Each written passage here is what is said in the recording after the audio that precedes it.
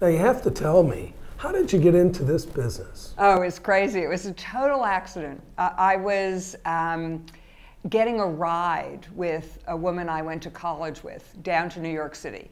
And she said, I'm going to some conference on advertising that Advertising Women of New York are putting together. You want to go with me?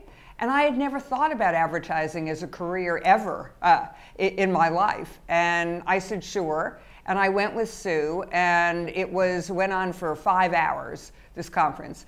And I could have sat there for another 3 days. I was completely mesmerized by it. I found it fascinating. I never had thought about the fact that there was a strategy behind a commercial, or there was a target audience that you had to think about, or what words you used, or pictures. And so I was hooked. What was your greatest setback?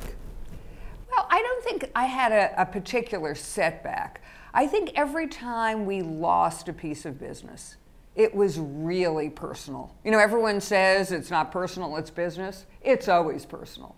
And so each time you would sort of feel this rejection from a client to whom you had, devoted so much time and attention, that was always tough. But what I learned was you had to have the resilience, it was going to happen. So you had to have the resilience to bounce back, to say, we are really good at what we do, we add value, we make a difference, and then sort of just go on the next day to going after new clients, or even more importantly, redoubling your efforts against the clients you had. And the truth was, it always worked out. It did. There was either new business, or in most instances, in my case, they came back. And that nothing is more satisfying. As difficult as it is to lose a client, there is nothing more satisfying than when the phone rings and it's your old client who basically says, can we come back now? It's easy to tell you love this industry. Mm-hmm. Young person getting out of college, why would you tell them to join? I don't think you can have more fun in a job than you can have in advertising, especially now. If you like to wake up every morning and to have the world different in a way that you have to figure out what to do in it, then this is a great industry. On top of that, it's the people who are in the industry. Working all day with creative people is the most fun you can have. It's a treat. They're creative about everything. And I also find people in advertising very involved in culture and what's happening in the world. So you have these sort of interesting, alive, funny, outrageous people who you think with every day and come up with new solutions. And then of course, if you like words and music and pictures and film, that's what you do all day. You play with that stuff.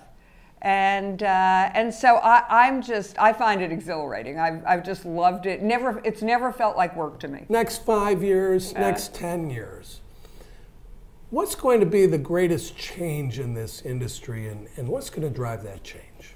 Well, I think what's going to happen is we're going to have more ways of consuming content than has ever been imagined. And I think as a starting point, we all have to be agnostic about how an individual wants to consume content, because they're just going to have so many choices and so many ways they can do it at different moments of the day that you just have to accept that. And so I think the real challenge for the next 5 years is learning how to use all these content places, content providers as advertising. Because just taking, sort of a small space print ad and putting it on a screen is not necessarily the most compelling way to get a message across. We have all this interactivity now. And I think we're just in the infancy in this industry of trying to figure out how to use that ability to talk one-on-one to a person at a moment when he or she indicates that they're interested in what we have to sell, and to be able to close the sale. You know, and so I think that's the next 10 years of our industry. Exciting times ahead. Indeed, indeed. Not for the faint of heart.